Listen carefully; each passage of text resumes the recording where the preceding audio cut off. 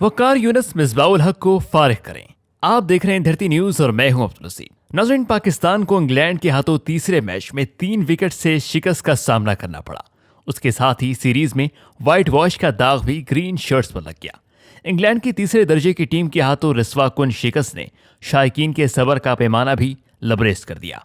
Match के दौरान ही खास तौर पर हेड कोच मिसबाह उल हक और बॉलिंग कोच वकार यूनस के खिलाफ नारे लगना शुरू हो गए, जबकि स्टेडियम से बाहर निकलकर भी शायकीन का गुस्सा ठंडा नहीं हुआ। मीडिया से बातचीत में उन्होंने मिसबाह उल हक और वकार यूनस को फारिग करने का मुतालबा कर दिया। उनका कहना था कि टीम कारकर्दगी में बेहतरी के लिए मौजूदा टीम मैनेजमेंट की छुट्टी जरूरी हो चुकी। सोशल मीडिया शायकीन की जानिब से गम और गुस्से का इजहार किया जाता रहा। कुछ का कहना था कि सुपर लीग में अपनी पोजीशन बेहतर बनाने के लिए पाकिस्तान टीम को अब जिम्बाब्वे से सीरीज प्लान करना चाहिए।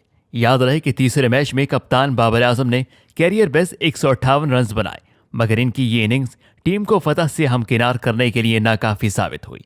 शायकीन का कहना था कि बाबर ने तो अपनी जिम्मेदारी पूरी की, मगर बॉलर्स अपनी ड्यूटी अंजाम नहीं दे सके, जिसके बराह रास्त जिम्मेदार वकार यूनस हैं।